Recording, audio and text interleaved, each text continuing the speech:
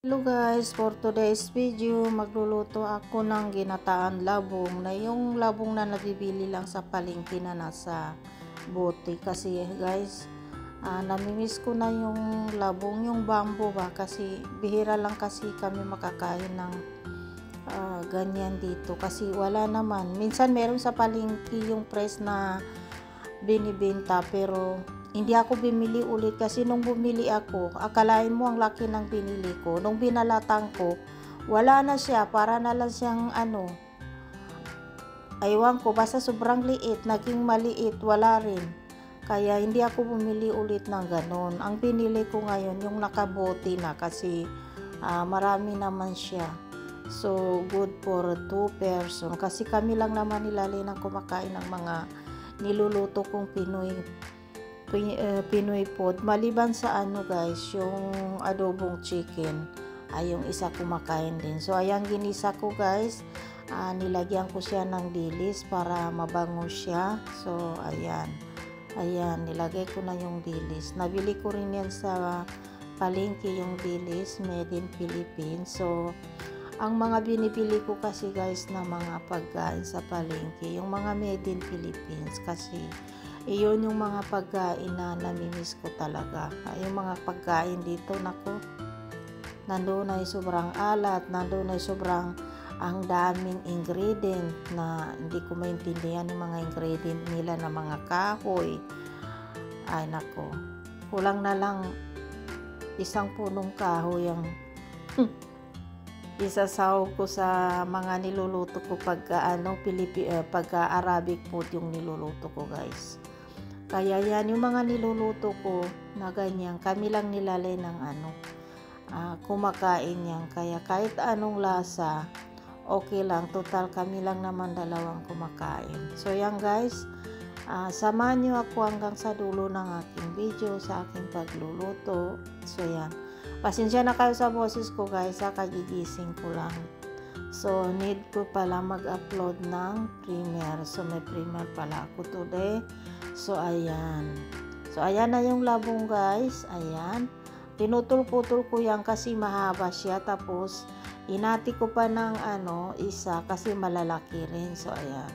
Oh, 'di ba? Ayos kaysa yung press na napakalaki. Para siyang yung basta malaki siya pero pag pinalatan mo wala na rin laman kasi puro matitigas yung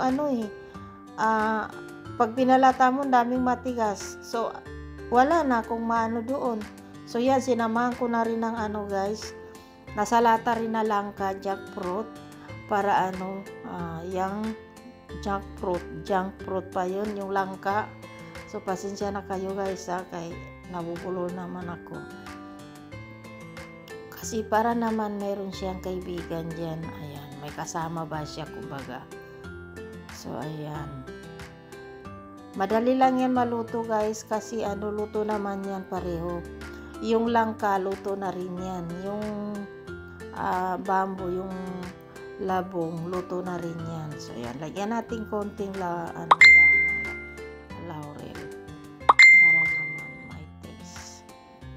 So, ayan, lagyan natin ng 3 sili. Ayan, sili na yan guys. Hindi po yan maanghang kasi bago ko nilalagay yan, sine-check ko muna yan kung maanghang. Tapos, yan guys, ganyan lang yan. Di rin naman yan kinakain, tinatapo, lalo na yung kasama ko dito sila rin.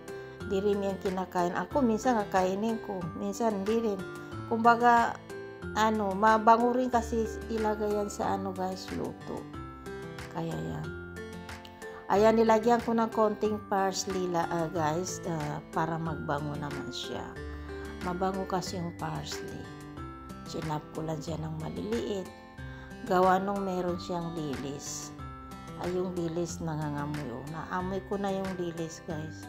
Kasi basta yung mga dry fish na galing sa atin, napakabango talaga siya guys. Na masarap talaga ihalo sa mga niluluto natin gulay.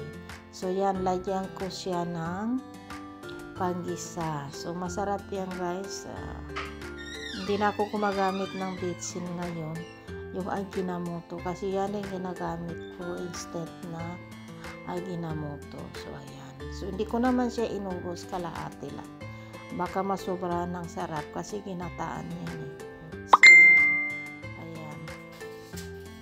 Mamaya ilagay ko na yung gata sa aking nilulutong ginataan labong or bamboo na may dilis.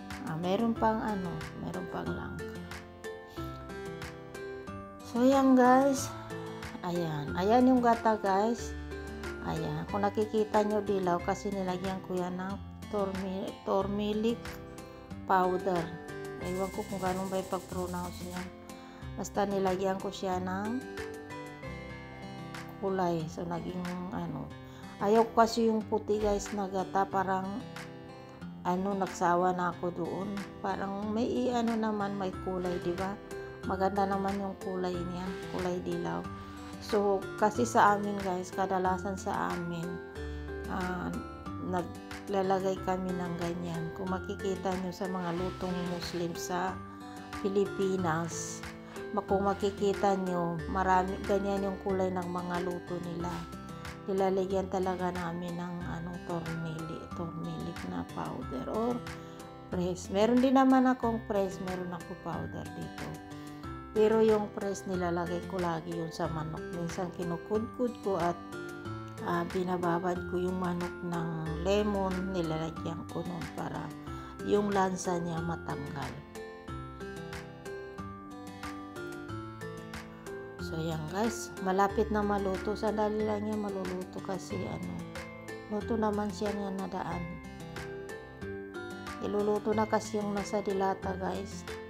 At saka meron naman doon yung puti, sigurado hindi pa luto yun, pero sinadya ko bilhin yung luto na kasi matagal pa yun, ilaga pa yun. Tapos minsan itapon mo pa yung unang tubig niya kasi mapait. So kaya hindi ako bumili nun. Ang pinili ko yung maluto na siya. Hindi naman sa lutong-luto. Ano bang tawag nun? Pinakuluan lang ng konti siguro para hindi masira kasi nakabuti. So yan, tinikman ko na siya guys kung maalat ba o ano. So ayan. Paborito kong gulay yan guys, yung bamboo. Kahit nasa Pilipinas pa ako, pati yung langka. Pag nasa Maynila naman ako, lagi ko binibili yan yung tinadtad na chop na siya. Tapos yan, gataan ko rin, nilalagyan ko rin siya ng daing. Hindi lang dilis, kung may iba pang daing, yung nilalagay ko. Paborito ko, kaso bihira lang mabili dito. Meron naman dito hinog na langka, pero sobrang mahal. Mas gusto ko pa yung nasa dilata kaysa yung hinihiwa nila sa market. Hindi naman hilaw yun luto, pero may hilaw rin naman by kilo. Isa pa yun. Nakabili rin ako ng ganun guys, sira. Kaya parang ayaw ko na talaga bumili ng mga ganun kasi pag wala rin. Pag binalataan mo, konti lang talaga yung laman, puro matigas, lalo na yung sa gitna na parang rubber siya pagka yung langka. Ayan. So kaya bira lang ako magbili ng mga hilaw. Gusto ko nasa dilata. So yan guys, kumakain na ako. Yan, meron akong white rice. So kain tayo guys, Team Solid Liquid Team. Sa iba pa natin mga bisita, mega love shout out sa inyo at maraming salamat sa support. So hanggang dito na lamang yung aking video at dito ko na tatapusin at mukhang dito ko na rin tatapusin yung aking pagkain at mukhang hindi ko na rin siya mauubos dahil nabusog na po ako, busog na. So busog much. So maraming salamat sa suporta sa Hendrik Channel. Maraming salamat at mega love shout out sa iyo. Mega love shout out sa lahat, Team Solid Liquid Team at sa iba pa nating mga kasama. Mega love shout out at maraming salamat sa suporta. So ayan guys, bye bye na at hindi ko na naubos yung aking pagkain dahil nabusog na ako. Bye bye guys.